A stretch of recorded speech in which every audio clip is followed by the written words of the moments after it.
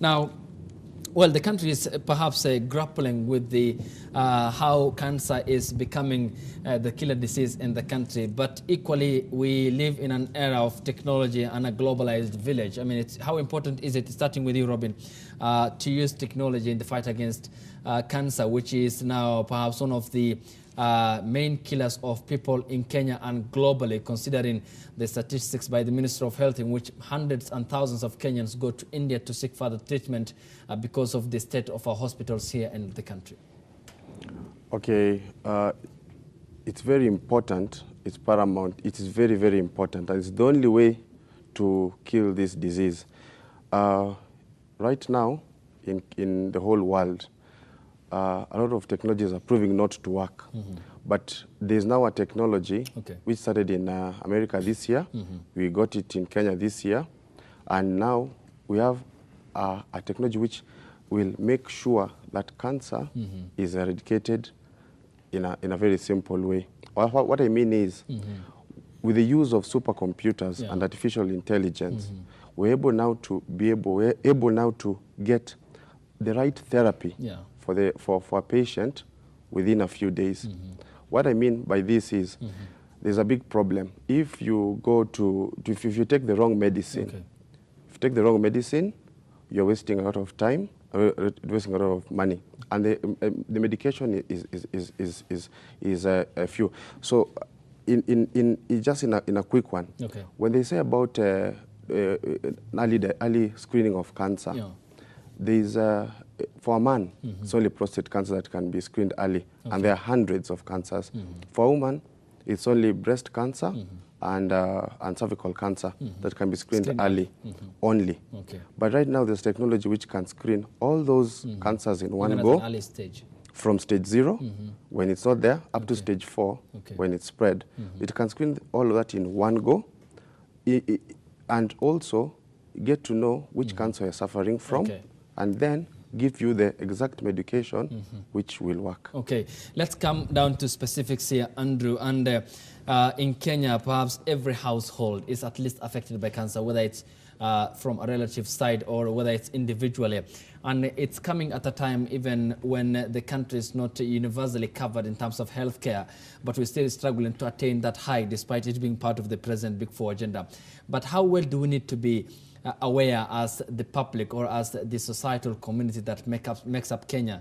And what are the do's and don'ts in what regard? And what are the practices that need to be done? And why is it important to go for checkups with regard to the early identification of cancer, perhaps at the first or second stage before it fully spreads in someone's body? Thank you very much. First of all, cancer is a killer disease right now in the country. And the problem why it is killing people is first misinformation, and it regards to diagnosis and the therapy selection for the disease. We should have a method where a person is well diagnosed with a technology that will help them understand the disease that they are treating, and also have a technology where they will be able to understand what they are really suffering for.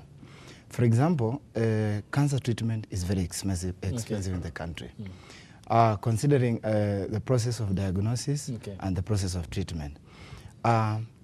We should have a technology that will help somebody diagnose cancer. And initially, we didn't have a technology where a person will be able to diagnose cancer at an early stage.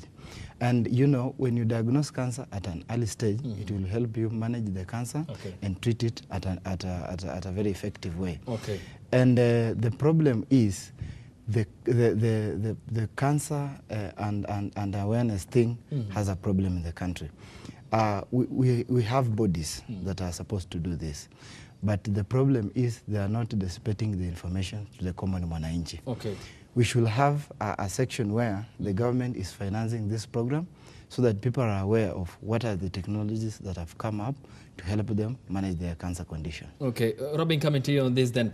I mean, Japan is also a country that is adopting artificial technology, and predictably in the coming years, that's going to be taking over all the spheres, not only in the health docket.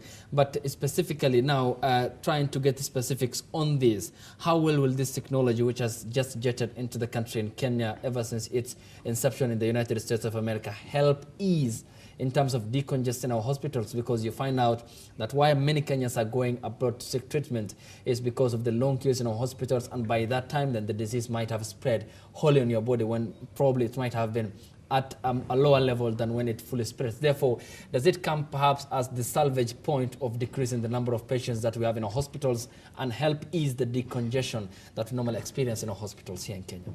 Yeah, thank you very much for that question.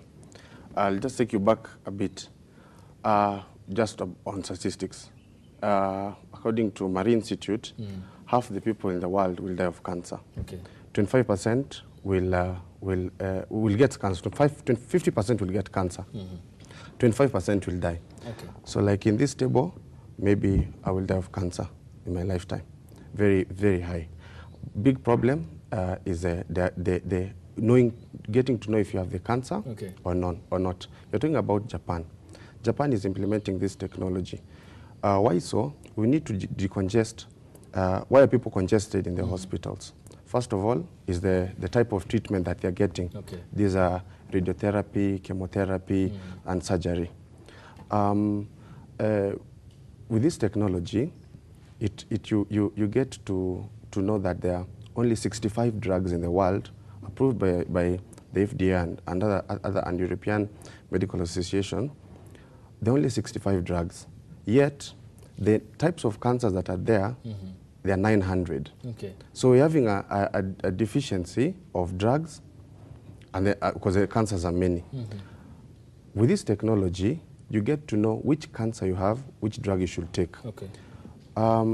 Sorry to say, but radiotherapy has a 3% success rate.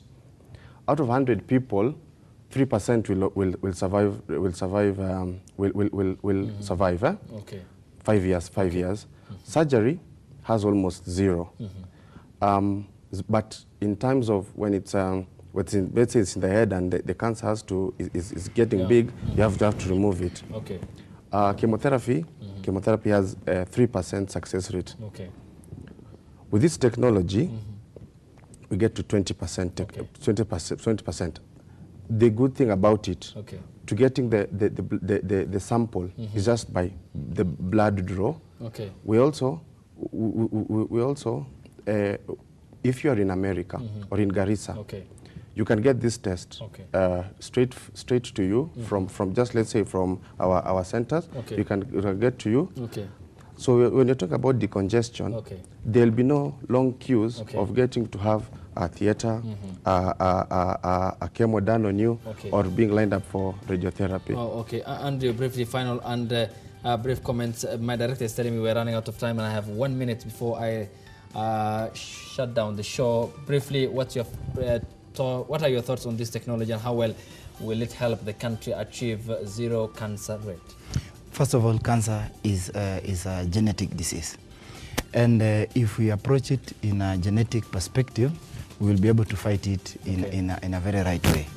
The technology itself is called liquid biopsy, where we take a draw of blood and extract the DNA. We check the DNA alteration, the normal and the abnormal one. And from the DNA alteration, we're able to use artificial intelligence and supercomputing. The artificial intelligence and supercomputing will be able to help us compare the different data across the world and be able to suggest the therapy for the targeted genes. This will help us determine the primary origin of your cancer. You know, the problem is with cancer, without knowing the genetic content of your cancer, you will not be able to know where the cancer started from. Maybe the cancer can start from your skin, and some of the parts of the cells come and start growing in the brain. So when somebody sees that mass in the brain, he will suggest that this is a brain cancer. But the primary origin is the skin. So if you don't do a genetic test, you will not be able to know where this cancer started. So you might be treating brain cancer and it's a skin cancer. Yet the starting point is the skin. Is a skin. So that is what people should know. That when you know where the cancer started, it is easy for you to manage and treat it.